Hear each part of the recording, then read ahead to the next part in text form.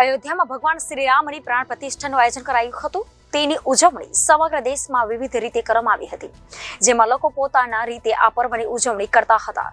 જેમાં મંદિરમાં સાધુ સંતો પણ આ પર્વની ઉજવણી પણ ભવ્ય રીતે કરવામાં આવી હતી.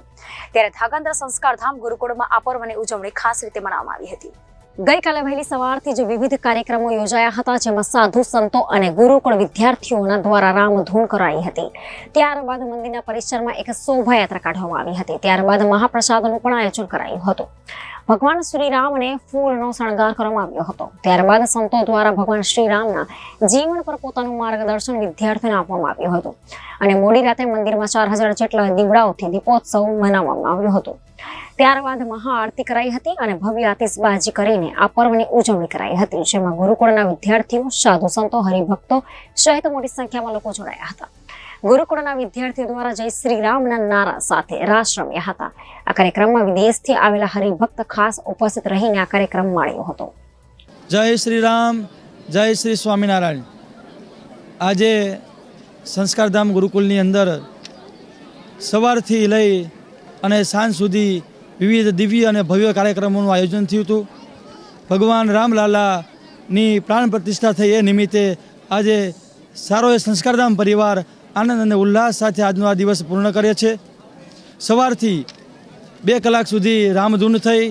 સારા એ ગુરુકુળ પરિસરની અંદર 1000 જેટલા બાળકોએ ભવ્ય દિવ્ય એવી શોભાયાત્રા, નગરયાત્રાનું આયોજન કર્યું હતું. એનો દિવ્ય આનંદ લીધો. બપોરે અમારા ગુરુજી દ્વારા ભગવાન રામજીનું જીવન કવન, એના ચરિત્રો વિશે વાતો કરી અને લાઈવ પ્રસારણના માધ્યમે ભગવાન રામલાલાને પ્રાણ પ્રતિષ્ઠાનો ઉત્સવ અમે અહીંયાથી બેઠા થકા નજરે નિહાળ્યો. ત્યારબાદ બધા જ બાળકોએ, સંતોએ બધાએ મહાપ્રસાદ અહીંયા ગ્રહણ કર્યો. આજે આપણા અયોધ્યાની અંદર ભગવાન રામની પ્રતિષ્ઠા થઈ. આપણા માનનીય વડાપ્રધાન સાહેબે આપણા હિન્દુઓ માટે આજે આપણો સુવર્ણ દિન બનાવ્યો છે. એના હું આ સાક્ષી માટે હું આજે અમેરિકાથી 2 દિવસ પહેલાં જ આવ્યો છું અને અમારા ગુરુજીએ મને પણ ખાસ આમંત્રણ આપ્યું હતું કે આપણો ઉત્સવ છે, આવો અને આવો મહા ઉત્સવ છે. આજે અમારા ગુરુકુળના પરિસરની અંદર બપોરના ભાગમાં ભગવાન રામની શોભાયાત્રા નીકળી હતી.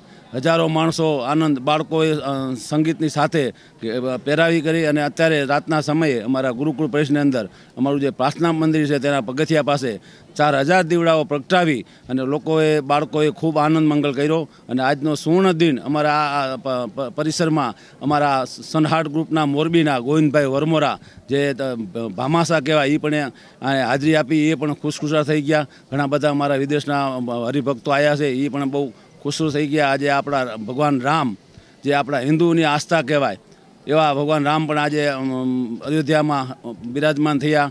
Report Janadesh news, Dhrangadhra.